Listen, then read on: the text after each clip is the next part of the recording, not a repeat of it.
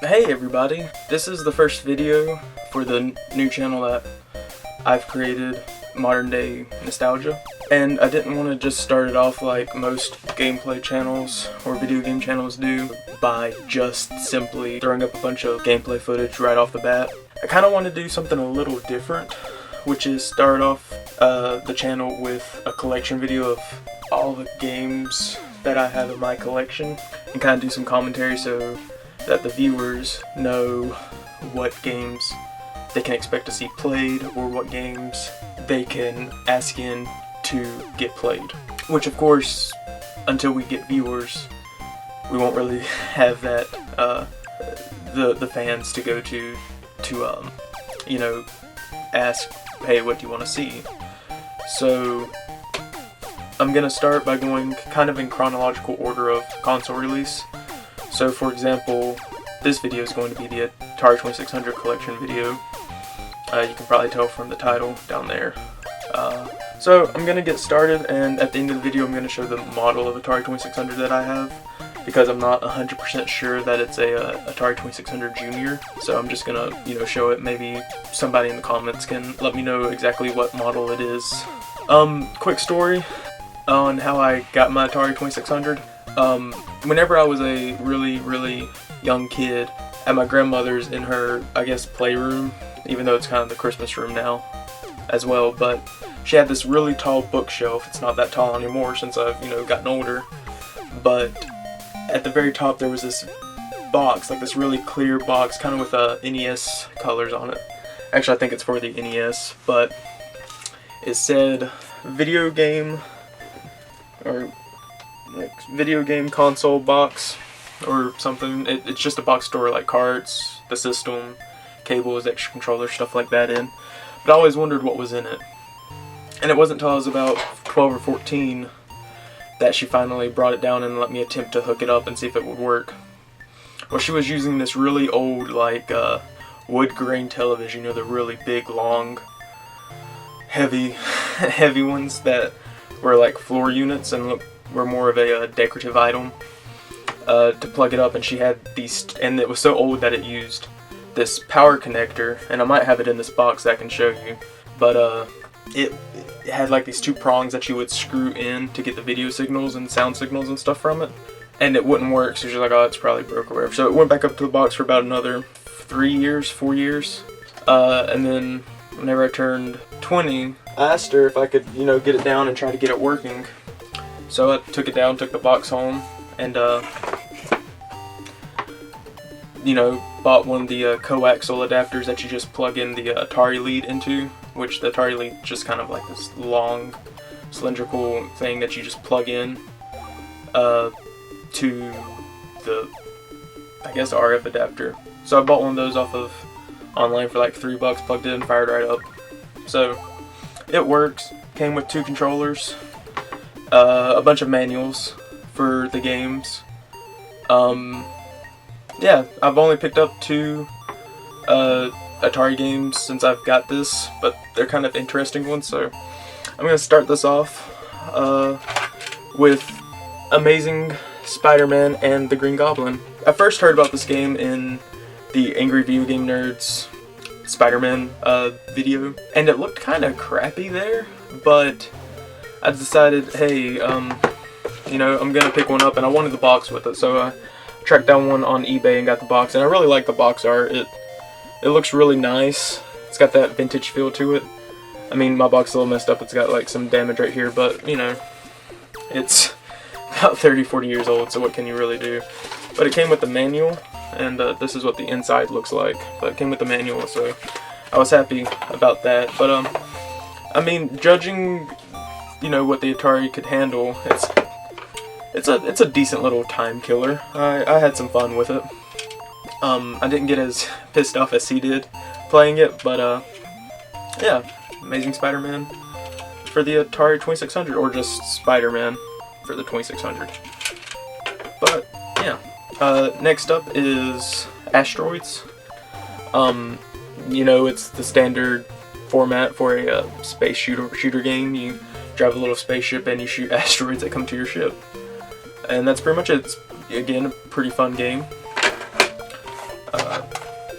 have Breakout, and I actually really enjoy playing this because if I'm remembering correctly, I think Breakout is pretty much just Brick Breaker on like a BlackBerry, so I actually really enjoy playing Brick Breaker or Breakout whenever I turn on the Atari. It's pretty fun. Defender, haven't played this game too much, but it's again a space game, which is what the Atari 2600 was known for. Now this is an interesting game. It's a Donkey Kong Jr. on the Atari 2600. What's interesting about this is this came out in '81, a couple years before the NES was released. So there are actually three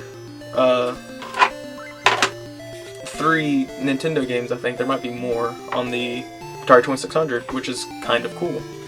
But yeah, it's Donkey Kong Jr. on Atari 2600 flavor of it, but again, pretty cool game. And next, I have E.T. She actually had this game. I didn't buy this game myself, but she had this and the manual. Again, all the manuals for most of these games are in this big old crate.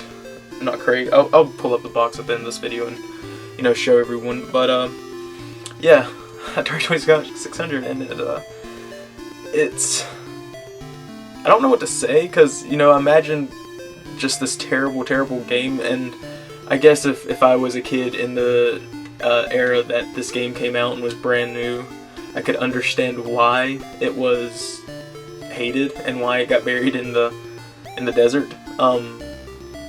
But to me, it's just a very subpar game.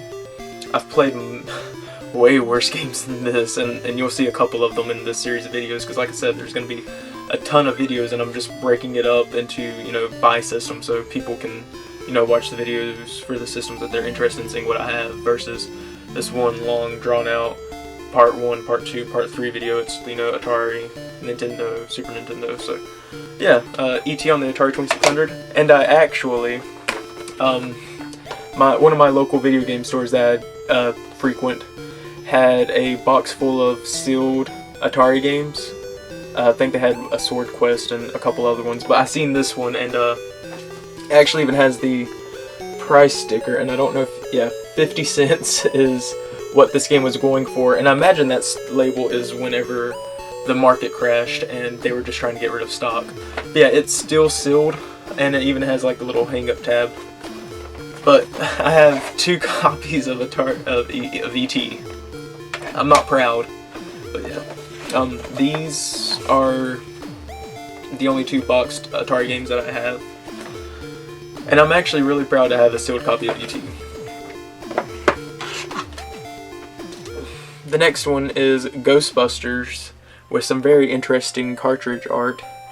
Again, if you're familiar with Angry Video Game Nerd, he done a review on this one, and it's just a really boring game. Like, it's very hard to kind of understand what you have to do or how to progress to the end of the level, but I haven't really given this one, too much time, because it's just kind of a very lackluster game. I don't really care for it too much.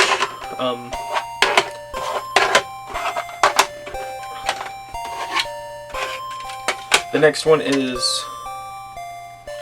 Journey Escape.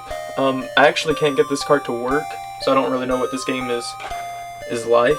But as soon as I get to work, I might do a retrospective on some of these games and let you know what it's about. The next one is Kangaroo, and I think this is more of a board game type of deal. I really can't figure out how to play it. But yeah, a Kangaroo on the Atari 2600. Again, look at that killer artwork. Like, that's really cool. I wish I had the box for this game, but I don't, sadly. Yeah, Mario Brothers on the Atari 2600, and this game is the arcade version of Mario Brothers. So you and Luigi are kind of going head to head, trying to rack up as many points, and it's the game mode that is in the Game Boy Advance ports of the Super Nintendo Mario games. So it's like that second mode you can go into, and I think it's on a couple of the other. I know it's on the All-Stars version of Super Mario, like the one that comes with the remastered versions of 1, 2, 3, and Lost Levels. So yeah, Mario Brothers on the Atari 2600. This was my grandmother's and my mom's favorite Atari game. It's Megalomania. It is a space shooter in the style of Invaders. You're pretty much just a ship at the end of it, and you're trying to destroy blocks, and there's a UFO that comes by, and it's kind of like dropping missiles, and you have to, it has a, I guess, a physics engine in a way, where you have to kind of move your ship, and the way you move your ship, you're just going left to right, but to fire a missile, you also have to press, since there's no aiming, you have to kind of move your ship and press it and fire at the same time, and it will kind of dictate where your shot goes. It's a really fun game. It's one of the highlights out of my collection right here. Next one is Mousetrap. I'm actually 100% certain that this is based off of the board game by the same name. Again, I haven't played this one too much.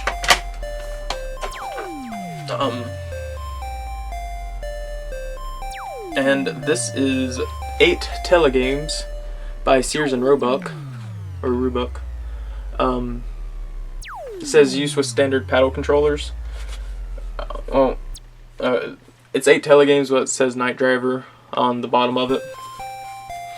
I actually can't get this game to work either. I think it's because I don't have the paddles. All I have is the joysticks. So that might be why I can't get this game to function properly.